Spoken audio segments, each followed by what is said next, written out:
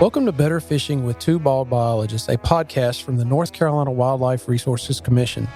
We're your hosts, Corey Oakley and Ben Ricks, two bald guys who happen to be fish biologists and avid fishermen. We hope the information that you learn in this podcast will help you think like a fish and become better fishermen. Okay, guys, we are back. We are going to talk to you. Corey, how's it been? Man, it's cold. It's been cold.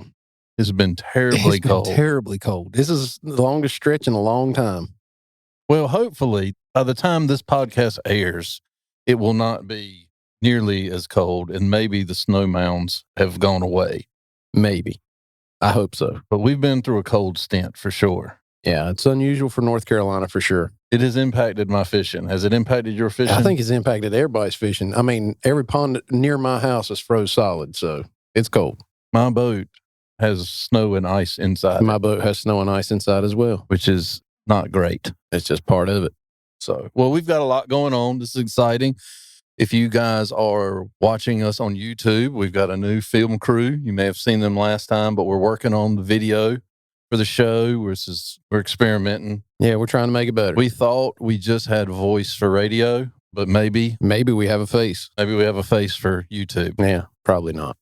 So we're trying some new things. So if you guys want to give us feedback, we'd love to take it, good or bad. So, but hopefully it works out. We're testing the waters, so we'll see where we wind up.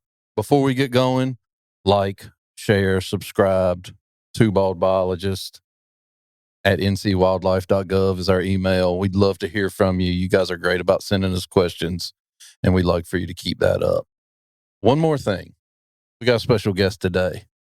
I'm very proud to introduce Kyle Rachels. He's in my work group. Well, everybody's in my work group now.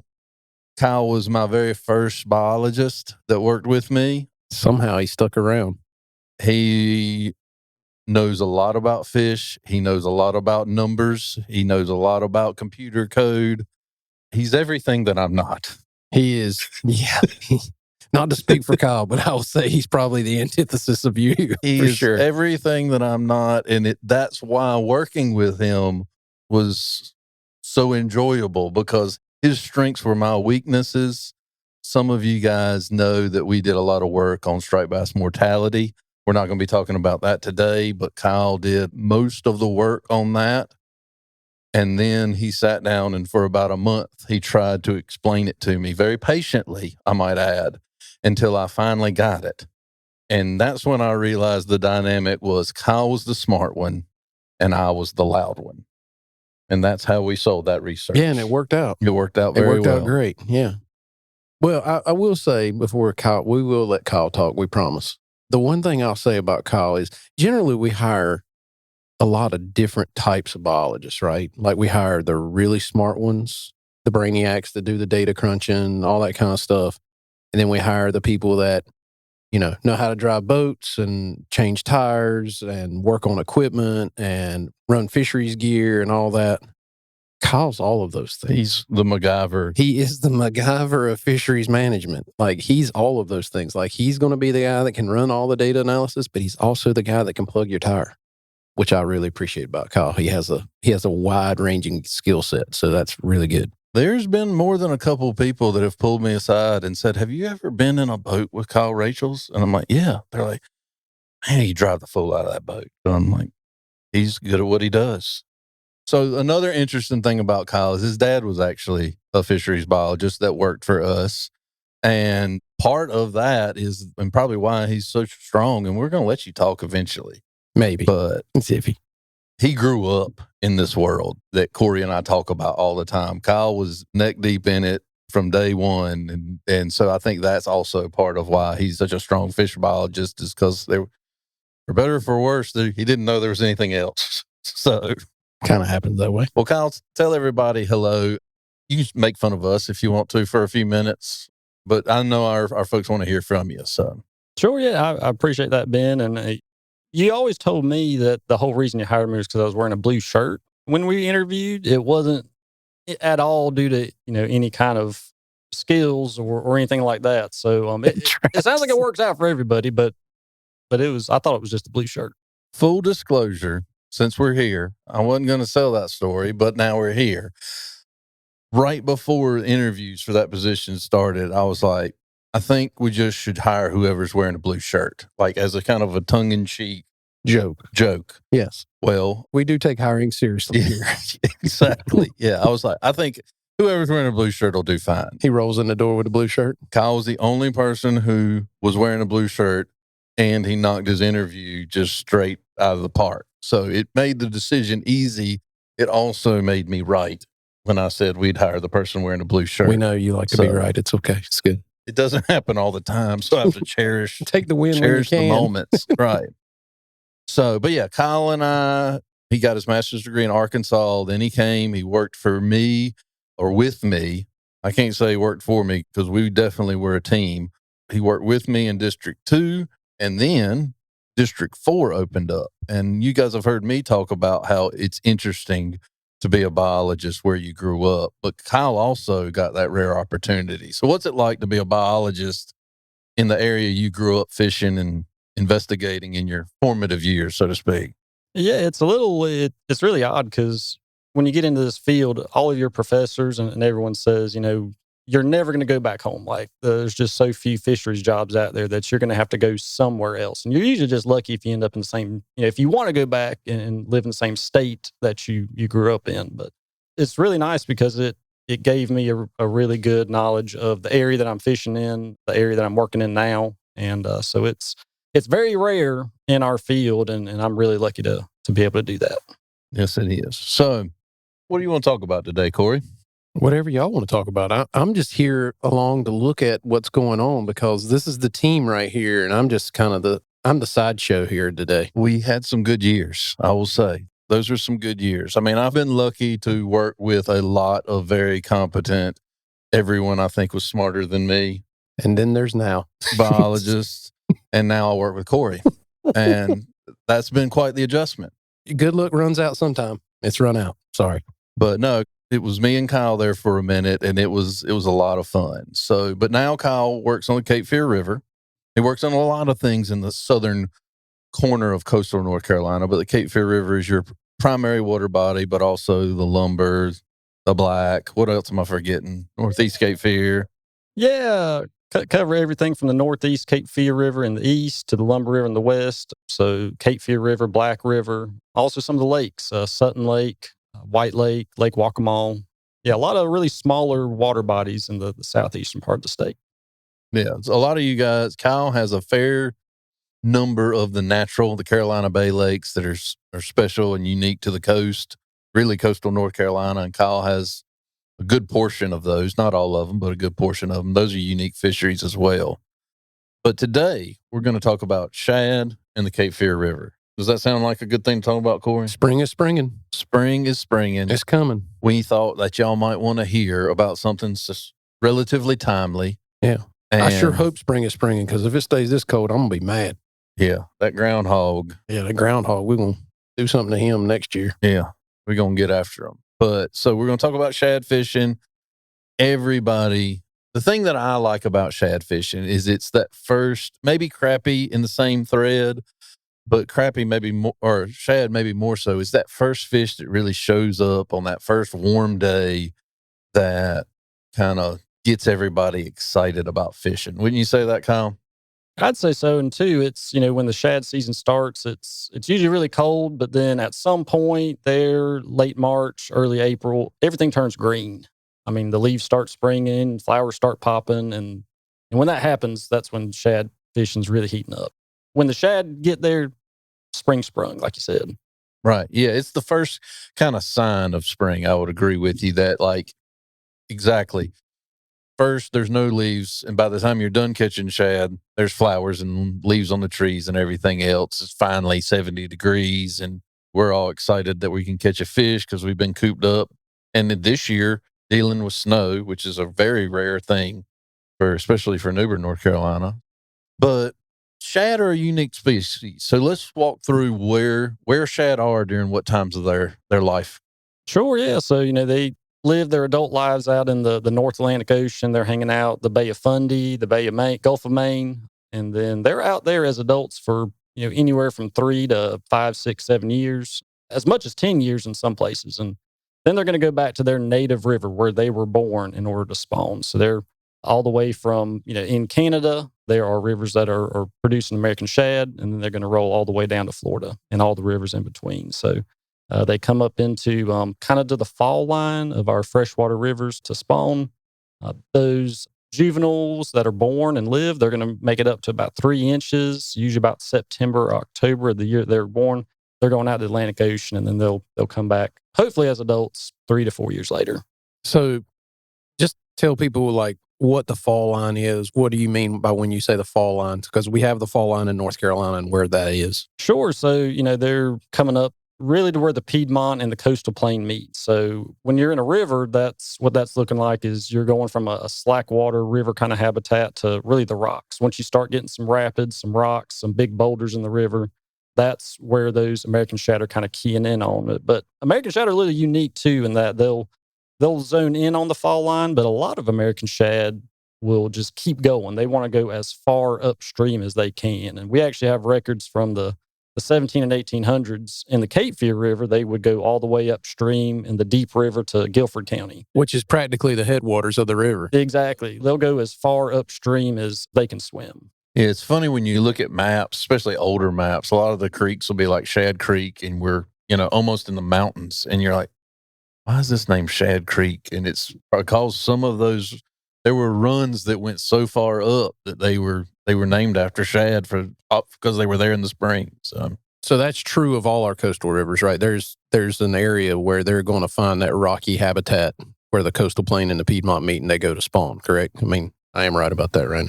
That sounds about right. Being chief, I've lost my biological mind, so I'm asking questions now. So Good. Yes.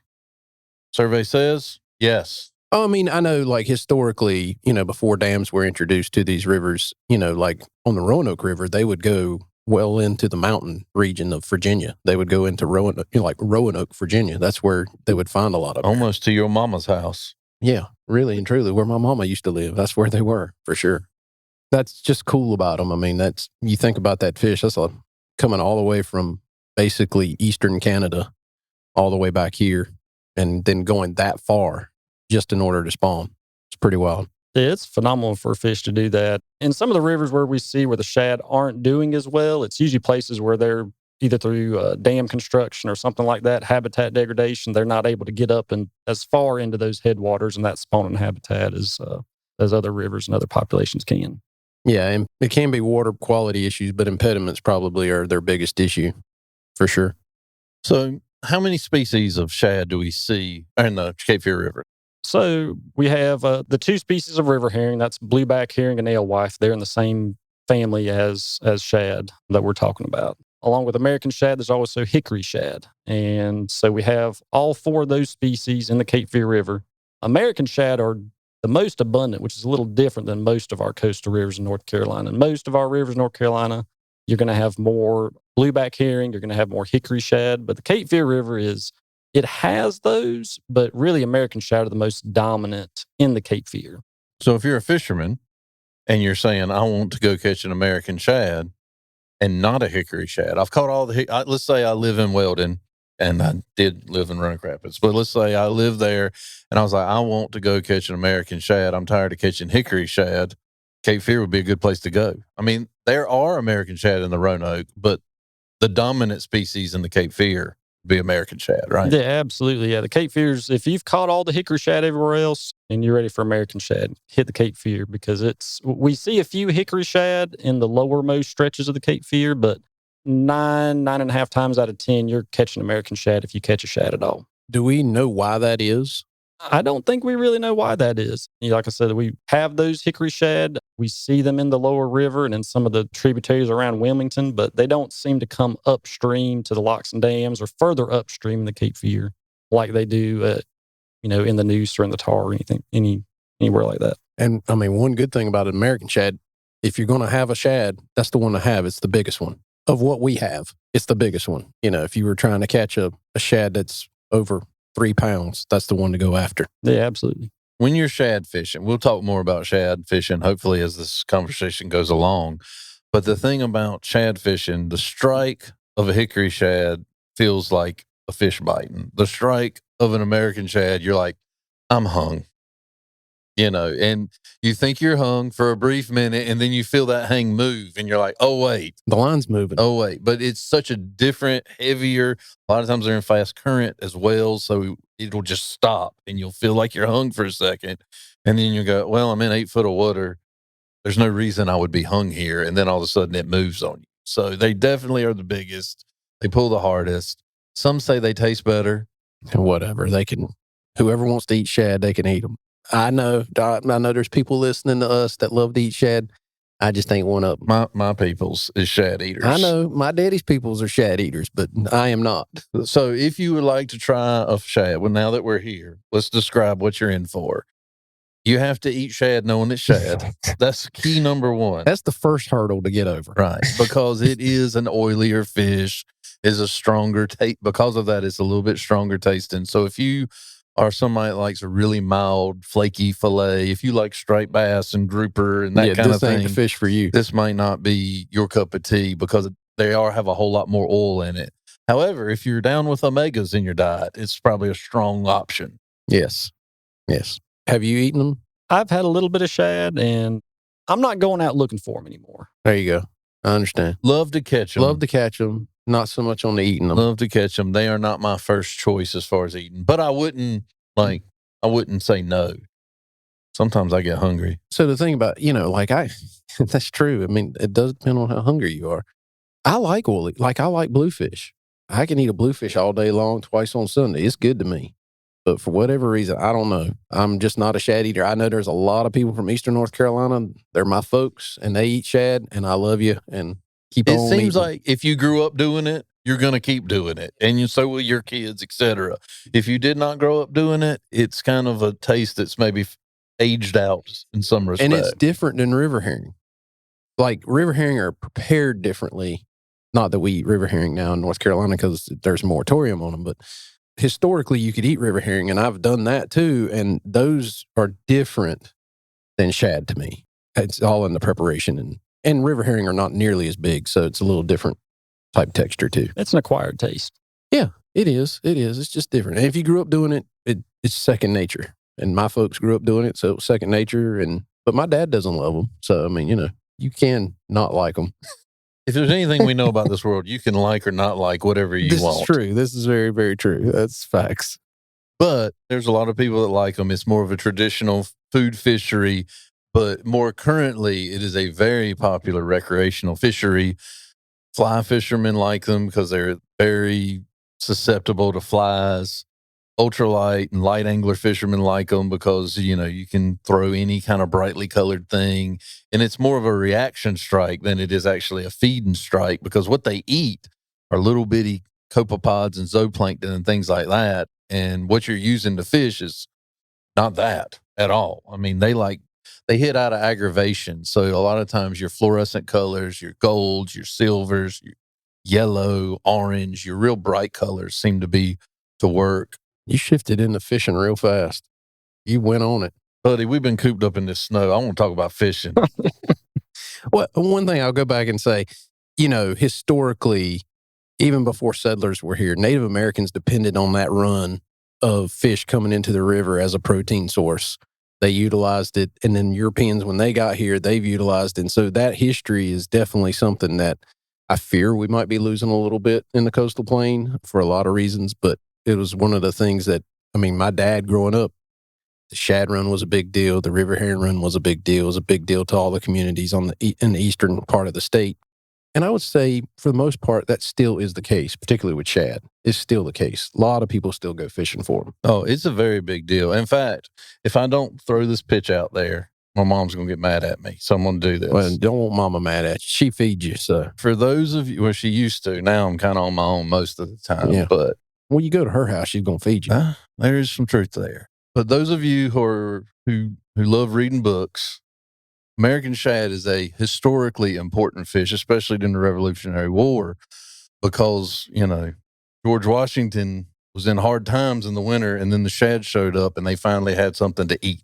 So there's a book called The Fountain Fish. Look it up. I just gave you 3 seconds of it. It's a very interesting book about the role that a fish played in our country, which we don't often think about how important a fish run could be for our history, but it is. It can be. So before I get into fishing, because somebody said I jumped to fishing way too No, quick. I'm good with it. We're just rolling on it. The elephant in the room when it comes to the Cape Fear River is there's locks and dams that are on the Cape Fear. They've been there for a long time. How do they impact these large fish migrations? It's, all of our coastal rivers have dams. The Neuse, Tar, Roanoke, they have those dams up at the fall line, where the Piedmont's starting. But the Cape Fear is the only one. It's unique in that it has those 3 locks and dams that are well down in the coastal plain. So really, once you get out of Wilmington, about 20 miles, you hit the first dam. And these aren't huge dams like Jordan Lake or Falls Lake. These are low head dams, about 10 to 15 feet tall at the most at low water. And they were built for navigation by the U.S. Army Corps of Engineers. So they would actually, have a lock chamber on the side of it, move a boat upstream, and it was designed to get commercial boats from Wilmington to Fayetteville. But now they are not used for that navigation purpose anymore. Each of those 3 dams, the locks don't work anymore. So really you had to have a huge flood event for fish to get over and past those dams. So that's the biggest impediment for migrating fish populations is they have to have a certain amount of flow to get over those dams in order to get to the next location upstream. And then eventually, hopefully, if we have enough water, for those fish to get up to the Piedmont and to their historical spawning grounds. Right. So if I'm a fish and I'm trying to get to my spawning grounds and there's a giant concrete wall in my way, that may have some impacts on my spawning success. Yeah, definitely. That's a bit of a problem. If you're trying to get upstream and you just can't get over that 10, 15-foot barrier, that's a problem. Say they get over that 10, 15-foot barrier. Is it a problem coming back? It can be. So the Cape Fear it's more like the southern populations of shad. So as you go further north, you get repeat spawning of shad. But the further south you go, they're just going to make that one shad run. And most of the shad in the Cape Fear River, they're just making one spawning run and they're dying. But after they lay those eggs, depending on what the flows are in the river at that time, they still have to come downstream, and those smaller fish have to come downstream. So it absolutely, if there's not enough flow in the river at that time when those eggs and juveniles coming down, that slows their progression. They become more vulnerable to predation. It's easy for them to get kind of just deposited at the bottom of the river. So it's a problem for fish coming upstream and juveniles coming back downstream. So should we put the fancy word for if you spawn one time and die out there for everybody? Yes, let's do it. Fish nerd out for a minute. Fish nerd out for a minute. Yeah. So there's 2 types of fish. There's Iteroparis and Simulparis. Itero means you do it multiple times. Simul is once.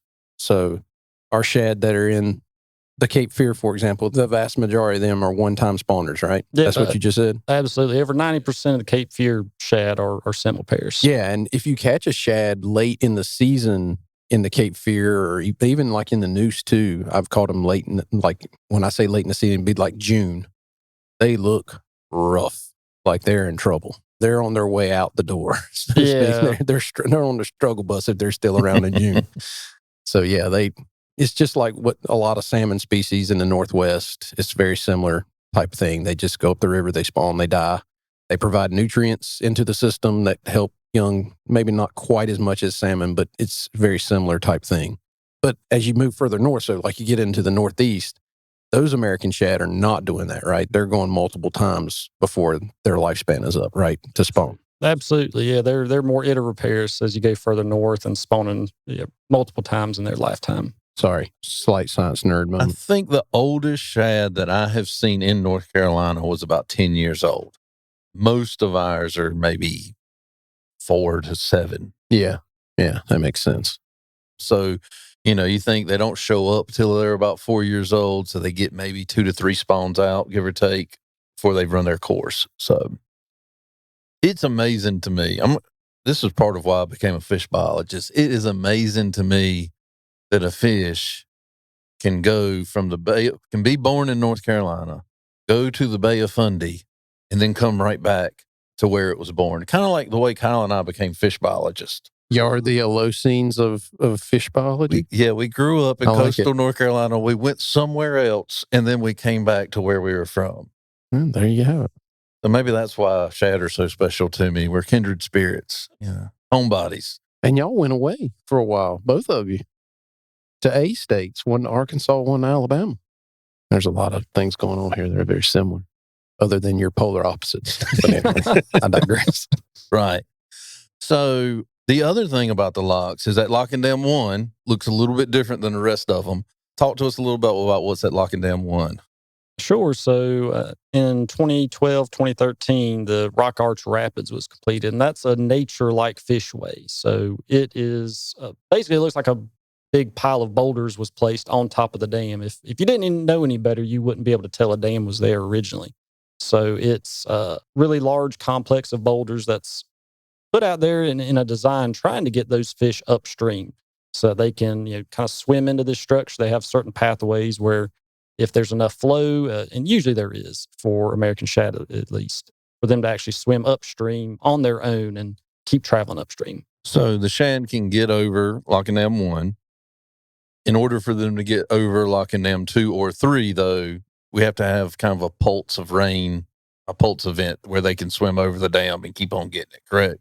Correct. And it has to be a pretty decent flood event, too. So, for example, last year was a little unique, but we actually didn't have any flood events during the migratory spawning season for those shad to get over Lock and Dam 3. So all of them stayed below Lock and Dams 2 and 3 last year.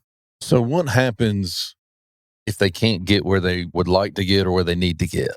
We're lucky in that, those dams have been there now for almost 100 years, and we still have shad populations, wild, natural shad populations in the Cape Fear. It's not a population we've ever stocked into, and they're self-sustaining, so they're still doing their thing. And in those bad years where they're not able to get upstream, they do have enough spawning output below the dams to keep that population going. But presumptively, we're assuming that success is not as good as it would be if they were able to get upstream into their, preferred spawning habitat. So as long, bad years, meaning dry years where the water's low, as long as we don't have multiple bad years in succession, we should be okay. One bad year's not going to kill us, but 5 really dry years in a row could be problematic. 5 dry years in a row could be problematic. And it's not in isolation either. There's always, other stressors that could be impacting those fish. So, the amount of water just being one of them, there's a lot of things that could impact them. So I don't know enough about the Cape Fear, so I'll ask this question. So in a dry year, for example, I'm assuming there's like a herd of them below like Lock and Dam 2. Would that be an accurate statement? I'm thinking about if I wanted to go fishing for them. Yeah, absolutely. Pro tip. Yeah, if you had to go fishing for them, you could pick worse places than Lock and Dam 2. That's where I recommend most people, because it's probably the best place on the Cape Fear River to fish, both from the bank and from a boat. So many of the other places, it's really more of a boat fishery, but you can fish at them from the bank at Lock and Dam 2 in Elizabethtown. But yeah, we catch, 300 American shad per hour of electrofishing, which is just... That's a lot, folks. For you at home, that is a lot. Like 300 of anything per hour other than a bluegill. And that might even be a lot for a bluegill. Yeah, it's as many fish as you can see and get at once. That's more than you can dip as they come up. That's more than you can dip as... It's a workout, and it's more than we can get. If we had more people on the boat, we could catch more fish than that. So yeah. You're basically gear saturated. We are gear saturated, yeah. Yeah, that's a lot of fish. Speaking of Elizabethtown. I didn't know we were. Yeah, we just did. Okay. We just did. We talked about E-Town. And I like to talk about myself, as we all know. Y'all know that I'm from Roanoke Rapids, but my grandparents actually lived right down the road from E-Town. So I spent some time on the Cape Fear growing up and running along the banks and that kind of thing. So it was really neat when I went down to sample fish with Kyle and seeing it from that perspective. It kind of was interesting to drive past my grandparents' house on the way to the boat ramp and that kind of stuff. And went and got us a hamburger at Melvin's, which my granddaddy always called the pool room, but... That's the pool room, yeah. I have no idea I know where Elizabethtown is, but I have no idea what you're talking about at this point. If you get there, we'll tell you where to go get a hamburger. That sounds great. I like to eat, so I'm good with that. I like eating good places, too. Mm-hmm. Well, it's a good hamburger. Limited menu, but what they do well. That's my kind of place. I'd recommend that over the shad that you might catch. Yeah. Well, anything would have been over that for me. Just saying, not a shad eater, but that's okay. So back to going, if I want to go catch them, below Lock and Dam 2 is a really good spot to probably target in the river. Absolutely. Is there a time of year or they're just kind of there? I mean, I know we're talking about spring, but are they like really hot at a certain period of time? Or are they just kind of there throughout the entire spring? It really depends on flow, but most years, the last week of March till mid-April is consistently kind of the peak of the shad run. So it's But about a 3-week swing. it's about a 3-week swing, but it is flow dependent. So if there's a big flood pulse that gets those shad upstream of Lock and Dam 2, you could show up right in the middle of that window and just strike out because all the fish are up at Lock and Dam 3 or further upstream instead. So you really have to pay attention to flood events, rainfall, and if those fish have moved upstream or not. Kyle and I have talked about this a lot, and if you like this podcast, you should listen to the next month's podcast where we'll have Jeff Evans on, who is one of our hatchery geniuses. That's what I'll call him. That's what I'd call him.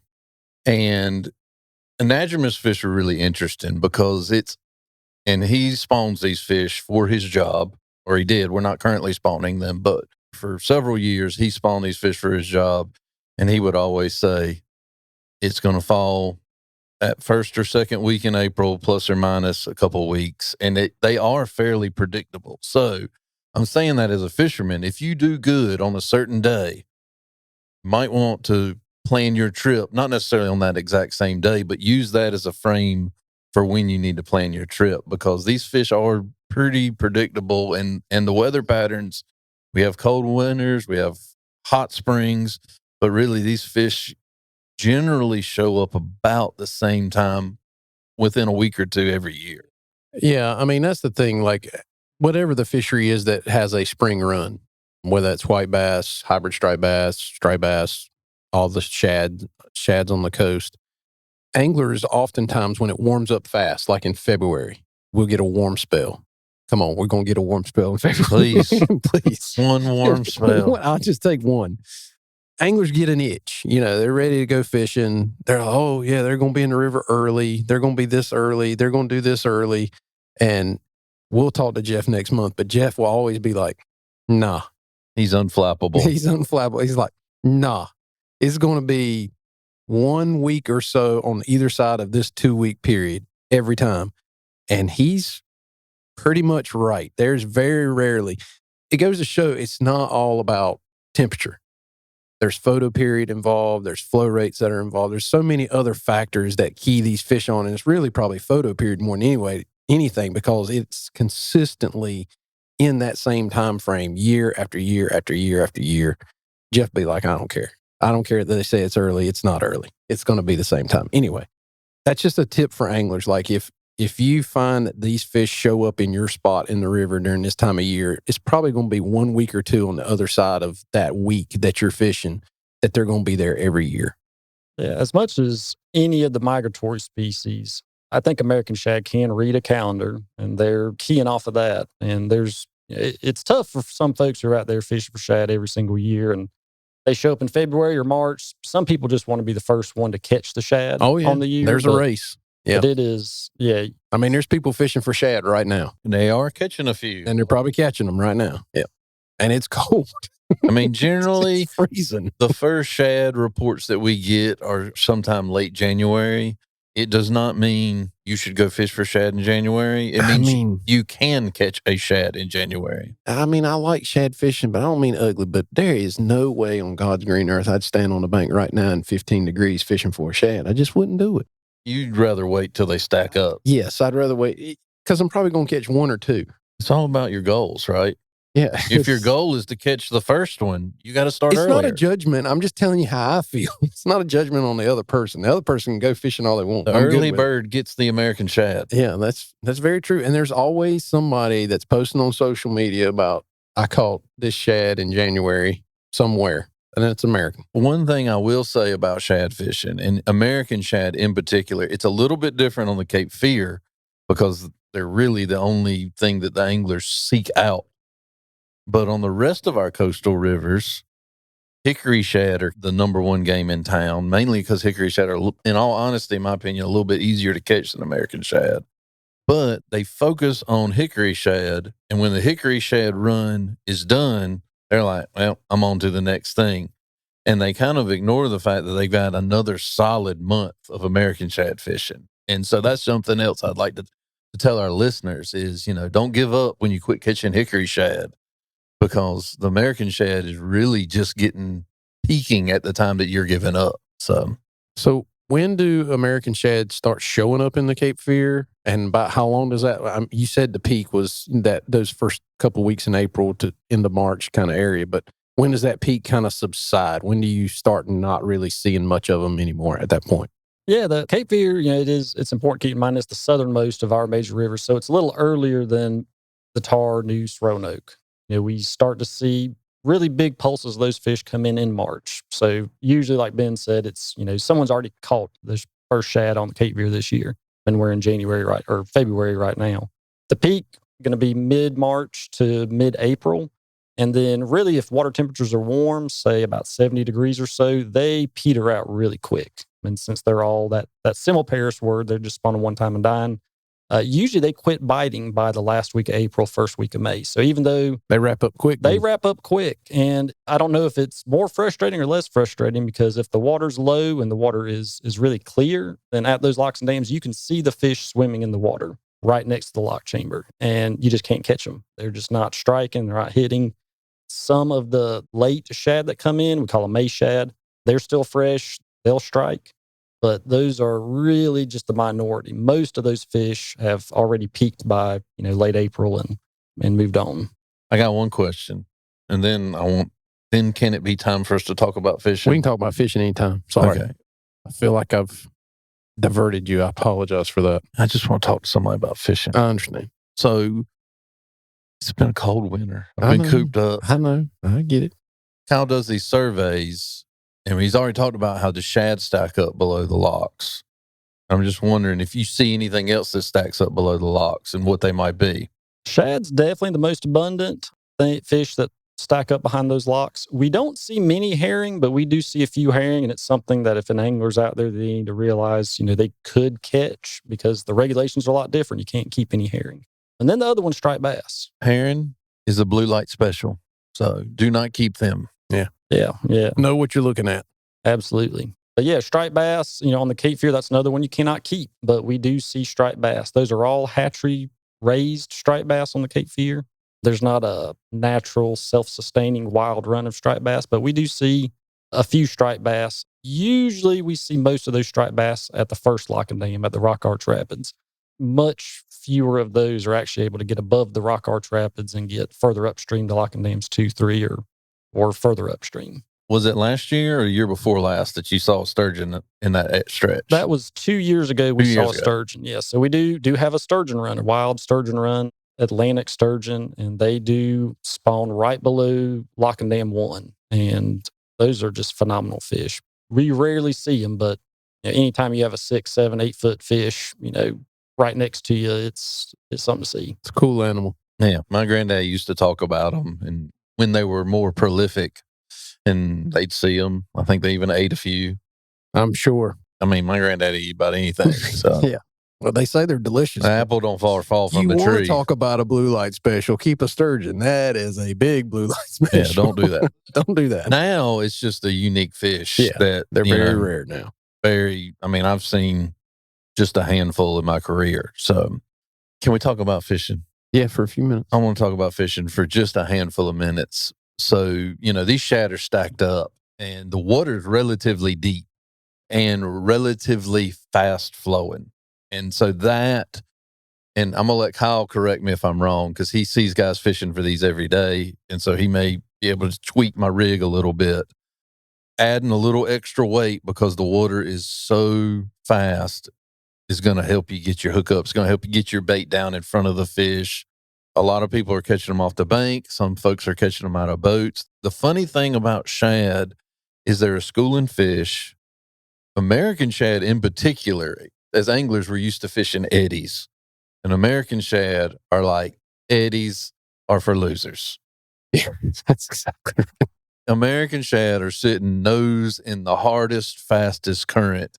A lot of times that will be right beside an eddy. So you think you're fishing an eddy, and then you realize they hit your bait as soon as you cross that current seam. And so because of that, a little bit of extra weight can be really helpful. And what I have done over the years is, with a fly rod, I use sinking line. But with a spinning rod or with ultralight or light gear, a lot of times I'll put I'll tie a jig or a spoon, a 2-inch jig or a 2-inch spoon, 1-inch jig or 1-inch spoon, somewhere in that family of sizes, about a foot long leader to a swivel, and then above it I'll put an egg sinker, and that allows me, if it's a dry year, there's not so much. I use a lighter egg sinker. If it's a super fast year, flowing year, with a lot of flow, I might use something a little bit heavier to get it down. And you kind of got to experiment to figure out where in the water column your bait needs to be. But the thing that I really like about shad is because they're schooling fish. If you find out, okay, the boat's anchored here and I cast at a 45-degree angle off the boat and start reeling and I get a bite, you better do that 100 times the rest of your day, because those fish will sit there and it might be 80 fish sitting right there, all nose into the current. And if you bring them by, your chances of getting one of them to bite is fairly good. It's one of those fisheries that if you're new to fishing or you're taking somebody new to fishing, whether it be a child or it can be an adult for that matter, your success rate, if you find them, can be really good. And the action can be really fast. And the good thing about shad, I think, is the shad fishermen are a bit of a community. I mean, there's always a fisherman or two that has their secrets, don't get me wrong. But shad fishing is a community. There's Facebook groups that are all about shad fishing all over the North Carolina and the country for that matter. And folks are willing to help you out and learn how to do it. There's a lot of resources out there, and there's a bit of a community because a lot of shad fishing is bank fishing. And so people know if I go to this bridge or if I go below this dam or I go to Locking Dam 2, that I'll be able to catch a shad there. And so it's kind of a known thing. And if it's a community hole, then it's a community activity, so to speak. So is there a particular color on the Cape Fear that everybody seems to like? It varies, but we do see a lot of chartreuse. Yeah, a lot of neon out there. Yeah, and we see folks throwing, shad dart spoons, and we'll just see curly tail jigs. So pretty much anything folks are targeting shad for anywhere is. And the baits are fairly small. They're pretty small, 2 inches and less. There is the classic shad rig, which you can pick up at a tackle starting about today. They will be in a tackle store near you, and they'll fade away by May, and then they'll show up again. But it'll be a little hair jig, and then about a foot below that, there'll be a spoon. You can see them from chrome to gold to hot pink, white. And what I have found is the muddier the water is, the more you got to throw fluorescent orange, hot pink, chartreuse. The cleaner the water is, your kind of golds. If it's overcast, gold. If it's a bright sunny day, silver. But your whites will work better too. So it also kind of, depending on the clarity of the water, the noose is muddy a lot of the time. On the noose, we see guys throwing chartreuse and pink religiously. The Roanoke is much clearer typically, and you see them throwing whites, white and pink, gold, silver, that kind of thing. So it really just, and then the Cape Fear could be muddy one day, could be clear a few days later. So you kind of have to match whatever's going on. But that's the beauty of the shad rig, right? You can tie one yourself. You can put one color here, one color there, and you're doing both. Yeah, you can do both at the same time for sure. The other thing is that I like about shad fishing is with $15 worth of tackle, that would get you through the season. Yes, I would agree. Couple jigs, couple spoons, couple swivels, some egg sinkers, not a lot of investment. And you can use pretty much any fishing rod that you can get your hands on, aside from maybe a 9-foot surf rod or something, 80 wide. You probably don't need a super heavy on this. But if you got something you can cast, you could probably catch a shad on it. And I normally use light or ultra light, but you could use a medium action and you'd have a lot of fun with it too. When I'm seeing folks fishing, when we're doing our creel surveys, you see the full spectrum of stuff. Yeah. And it all works and they're all having a fun time. So on the fly rods, you could use anywhere, if you want to go light, you could go with a 3-weight. You could go up to a 5 or a 6-weight. And again, that may just depend on what you have laying around. So Kyle, before we get to questions, what, if anything, what else would you want people to know about the shad fishery on the Cape Fear? I mean, it is probably the best thing to fish for on the Cape Fear River, other than maybe catfish that's available year round. And so, yeah, get out there and enjoy it. The only other thing is, just being around those lock and dam structures is just keep in mind safety, because it's really easy to, flip a boat in high water over there, or, get caught in that kind of washing machine lock and dam effect. So, just be safe out there. Good advice for sure. We ready for questions, boss man? We are ready for questions. All right, do it. I got a favor to ask our audience before we get there. Sounds great. I'm totally springing this on everybody. I got a PE teacher that needs a fly rod for her fishing program. If you've got an old fly rod leaning up in a corner that doesn't have a home, you email us at twobaldbiologist@ncwildlife.gov. We're going to get 800 fly rods. And we're going to get a fly rod. I'll let you know when it's done. So if I get more than one, I'll get it to a different school. There you go. Sounds great. Or if you're on the fence and you want to make sure I've got one before you give me mine, you can email me at twobaldbiologist@ncwildlife.gov, and I'll say, no, we're covered. Yeah. So, Sounds great. but yeah, if we get a bunch of fly rods, we'll make sure they find some kids. I'm not worried about that. We'll know how to handle it. As far as problems go, I would welcome that one. So anyway, let's talk about our you guys are awesome. Y'all send us questions all the time. They're always unique. They're not always unique, but you send us a lot of good questions.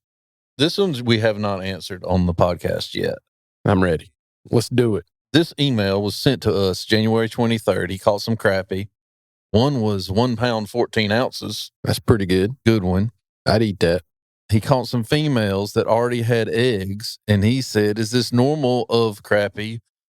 Are they going to have a false spawn as a result of seeing eggs in these fish that early? The answer to that is yes, it is normal.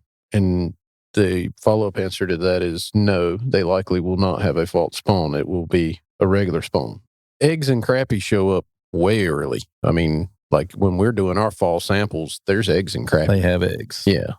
It takes a long time for eggs to, reach that maturation point where they're ready to be spawned. And that's true of probably every species. Some fish are really slow on maturation because they put so much investment in their eggs. I wouldn't say crappie put a whole lot of investment in their eggs, but they have eggs for a long period of time. Immediately after crappie spawn, they will still have eggs in them too. Yes. They don't fully expend all the eggs. Sometimes they get reabsorbed, and then they'll come next fall, you'll start seeing eggs again in crappie. I mean, it's just a part of their species. And they'll start spawning. I mean, we're not far. They'll start spawning in February into March, peak in that same general time frame of April, late March, early April, as a lot of species do in North Carolina. But you can see crappie on the bank as early as February. So, next question. Mr. Winchester. Just let it go. Don't poke fun at him. I'm He's not. serious. He's serious. Yeah. He grew up fishing blackwater tidal rivers in the panhandle of Florida. Very unique systems. He's a fan of warmouth, and now he lives near Lake Wylie. Can he catch a warmouth? In Lake Wylie? Yes. My short answer would be yes. Warmouth are pretty much existent throughout the state of North Carolina. They're probably not as abundant in the reservoir itself, but if you get up in the riverine systems of Lake Wylie, get into South Fort Catawba, you'll probably run into warmouth up there for sure. I don't know how abundant they are in the Catawba system right off the top of my head. They're in the Catawba system. I just don't know how abundant they are. And they generally, we don't see them. We just don't see them in reservoirs very often. They just fall out. They just don't really seem to do well, at least in the reservoirs that I've worked in. Kyle, I would approve of that answer. Do you approve of that answer? Sounds about right. Okay. I thought it was a great answer. My fish biology is getting worse and worse. It's waning because I'm not using it as much, but go ahead, continue. Okay. Next question. This is just a email that I wanted to share with you guys. Mr. Hughes, he sent us a bunch of pictures of his fishing journeys. I like that. He caught trout. He caught perch. He caught catfish. He caught bass. It's my kind of guy. And he says that even though he's a South Carolina angler, we're not going to hold that against him. He is a listener. Maybe he's not my kind He of is guy. a listener. So we'd invite him to come to North Carolina. We would. Well, as long as he doesn't stay, and just as long as it goes by. Go ahead. You Go got ahead. problems with South Carolina people now, too? It's just the invasion. This soapbox. I know. Anyway, moving on. Horrible. I know. Mr. Hughes, We love you. Thank you. Thank you. He listens to the podcast religiously, and it's been a lot of fun, and it's helped him to grow into a good trout rate angler and a mediocre everything else angler, which I get that because I have days where I'm definitely a mediocre, I'm mediocre everything at else best at angler. everything, so I'm good with that. Right. Yeah. He says, thank you for all you do, and he hopes we enjoy the photos. And he sent us a bunch of photos from his adventures, and that's really why we're doing this. Huh. So there's no question. He's just thanking us. just keep it up. Man. So We need to send him something. yeah, he might be our winner. I think he should be. He's our winner. No, I mean, he's getting his son out there, which also, if you want to send us a picture of your kid, that influences your chances of being randomly drawn. It does help. And letters like this make our ego get a little larger, so Well, that helps too. I mean, we're doing it for you guys. And so we really want to make sure that it's beneficial and useful for you, So if it's not, send us an email at twoballbiologist@ncwildlife.gov And tell us what we're doing wrong. and we'll fix it. Or not. We'll see. Yeah. Depends on the feedback. Depends on your suggestion. If we don't like it, we probably won't do it. Some things we can't control. But with that, I just want to thank Kyle for coming out. He's got a lot going on today, but he said he'd come. He squeezed us in. He's got a busy schedule. I So, appreciate him showing up. He is a wealth of information. If you want to know something about the Cape Fear River, reach out to Kyle Rachels. You can email the podcast and we'll get you in touch with him. It's not a problem at all. Here's the thing about Kyle, and I'll finish with this. Not only we talked about him growing up there, his wealth of information goes back a long time because his dad was working in the exact same rivers. And so Kyle saw it all, and now Kyle's seeing it all now. And Kyle knows so much about this area of the state. So if you got questions, by all means, reach out to Kyle. He'll be more than willing to help out, I think. Right, Kyle? That's right. Thanks, Kyle, for being here. We really appreciate it. And we'll listen to you next time, guys. Thanks a lot. Thanks for listening to the North Carolina Wildlife Resources Commission's podcast, Better Fishing with Two Ball Biologists. Don't forget to subscribe and leave us a positive review and share with your friends. If you have questions, you can email us at twoballbiologists@ncwildlife.gov, or for more information, visit ncwildlife.gov. Until next time, stay safe and take somebody fishing.